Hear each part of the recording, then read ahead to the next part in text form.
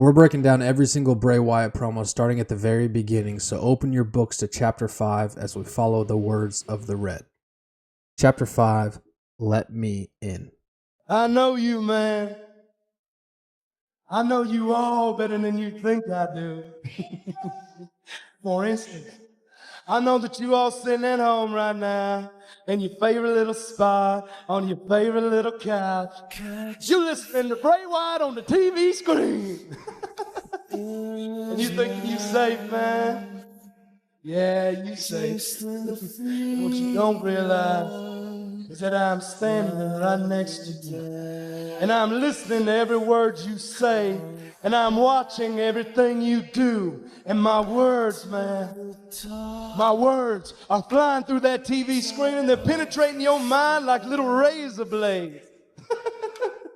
Because I understand. I get it, man. I know that it will take time.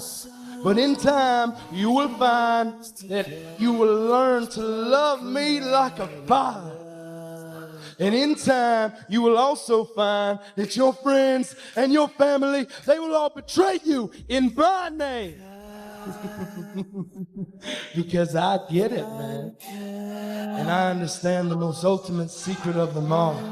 I am the wolf that walks amongst the sheep. And I know that one taste is all it will take. One taste, man, of what I've got. And you will realize, you will finally realize that the taste is to die for. Time is on my side. Let me in. In time, you'll find that you'll learn to love me like a father. Obviously, God being the father, right? As in a church. But real quick, I want to break off that just for a second. He uses the in time phrase a lot, which I think he does that on purpose in reference to the song that he sings at the end of each promo. Time is on my side, right? So in time, you'll learn to love me like a father. And from here on out, basically, because I believe he debuts in NXT not too long after this, right? Yeah, shortly after, yep. So everything after that, everyone who's followed him is known as his son. So, what did they call Rowan? It's slipping my mind for the first son. And it's repetitive.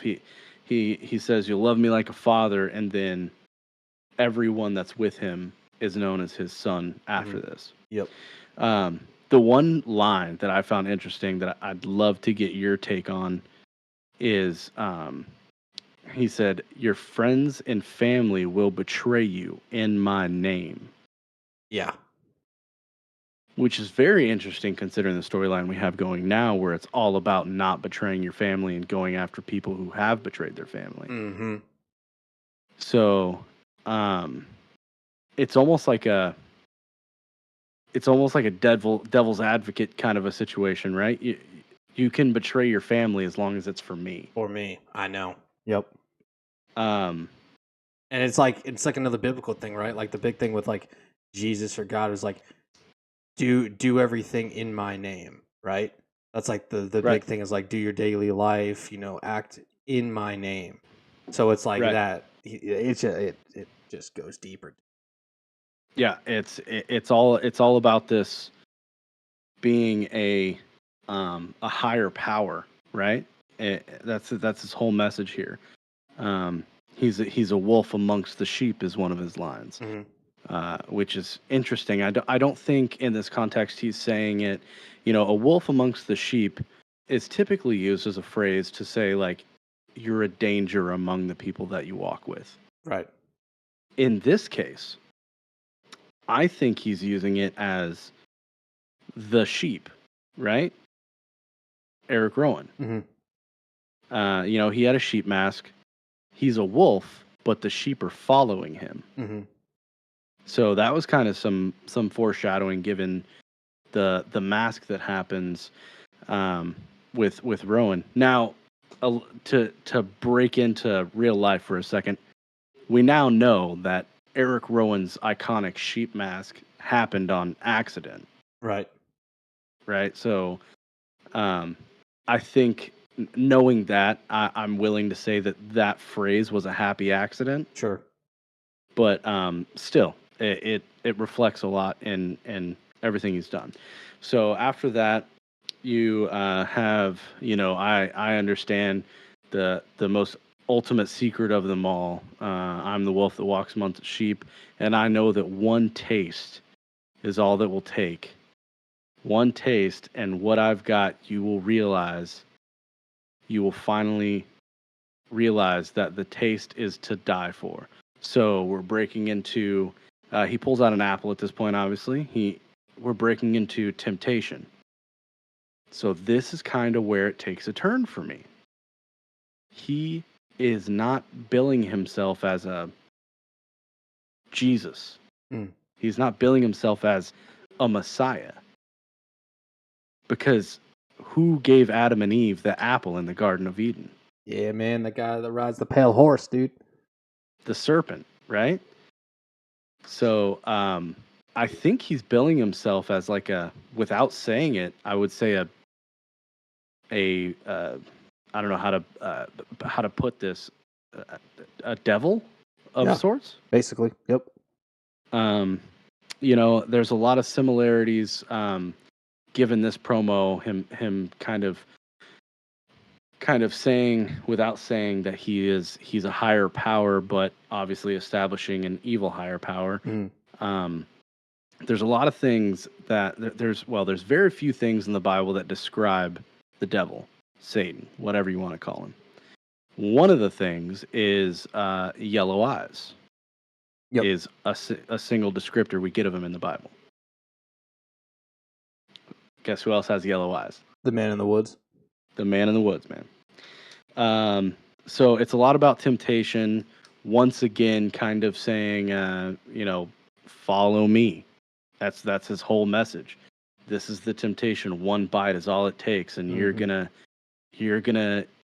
follow me. You're going to let me in, which is how he ends that promo. He drops it, and man, it is so.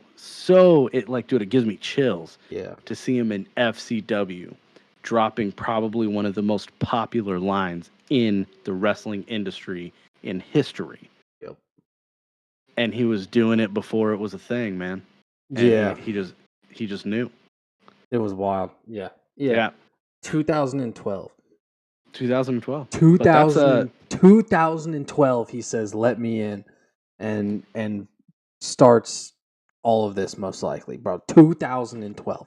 Way before the Man in the Woods promo, before the Fiend was thought of, before the Man in the Woods promo, before NXT, before all that, before he even had a family, he was still running around with the big guy behind him that never made it to anything. Like, before everything, it was like one of his last FCW promos. He says, let me in. And it's so like nonchalant and like cold the way he says it too.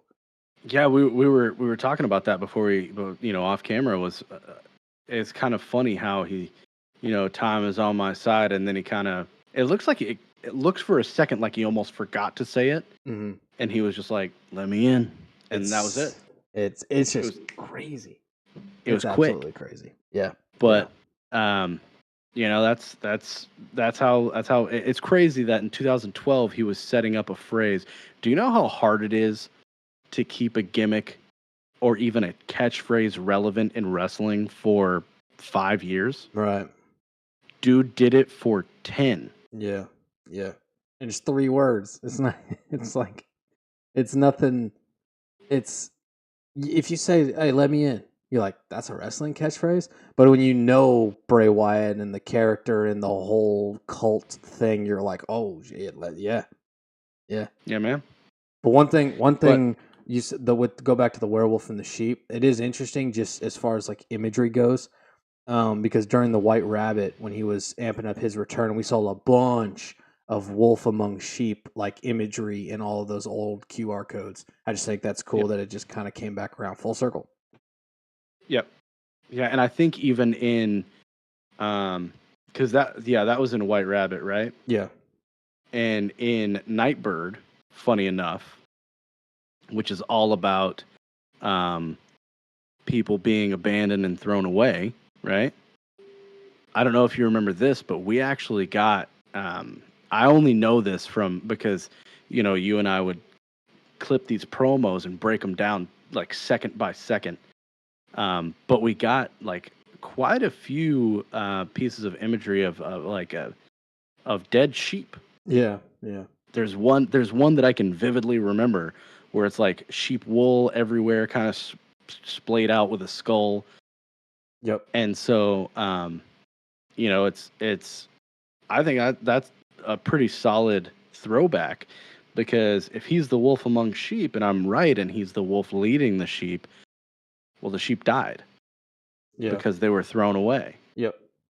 And that's why Uncle Howdy's here now. Yeah. Yeah. You got anything else for it? No, I think that pretty much sums it up. Like there was a little bit of everything in this one.